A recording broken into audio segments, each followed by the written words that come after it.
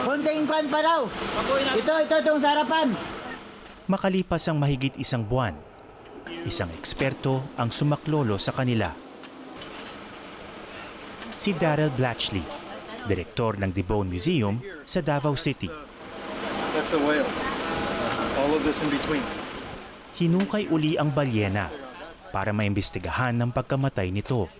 So, ngayon nyo palang malalaman kung, pa lang, sir. kung ano yung nasa loob ng balyena. Hoping and praying na magkaroon ng justice yung pagkamatay ng balyena. Sinimulan na ni Daryl ang necropsy.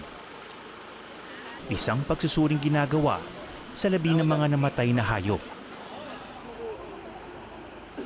Katuwang niya ang Municipal Environment Officer na si Saiki. Ang gagawin ngayon, susubukan daw buksan yung kanyang tiyan para makita kung ano yung laman, ano yung mga nakain nitong balyenang ito. Hindi madaling suriin ang nabubulok na bangkay ng dambuhalang hayop. Tagaktak ang pawis ni Daryl.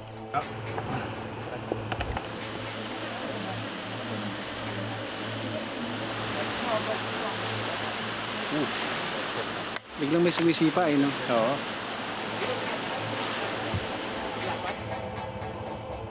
At kahit sanay na si Daryl sa trabahong ito, may mga pagkakataong bumabaliktad din ang kanyang sikmura.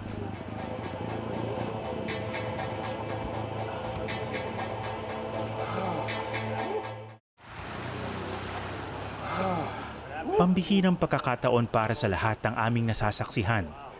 Pero habang tumatagal, lalong lumalalim ang misteryo. So far, we're not even finding squid beaks in there. We're not finding anything in the stomach.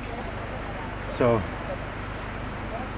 and as the LG reported and the mineral reported, there was no injuries on it that would have been either getting speared or hit by a boat.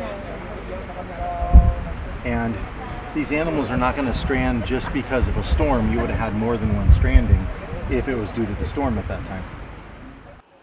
Sa huli, walang nakitang malinaw na palatandaan sila Daryl kung ano ang ikinamatay ng balyena. Do you have any guess as to why this animal ended up here? Of course, this is just an educated guess. Just an educated guess. The fact that they grow up to 20 to 25 feet long, ito was 16 feet. It's not old, it's not young, it's just basically a teenager. And the ribs are starting to sink in, the eyes are sunk in. You know that that animal probably hasn't been eaten very well. 30 taon nang namamalagi sa Pilipinas si Daryl at iba't ibang kaso na rin ng pagkamatay ng hayop ang kanyang nahawakan. Sa kanyang karanasan, bihira daw mangyari na hindi plastic na basura ang sanhi ng pagkamatay ng marine animals. Bali, ito yung balayena was number 81 parang napag-necropsy ko diri sa Pilipinas in the last 16 years.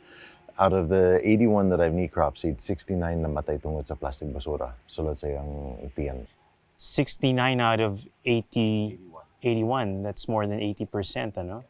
What makes it worse is when my sons are with me and we're doing the necropsy, and they'll go scuba diving with me. They're like, you know, is there anything gonna be left for us?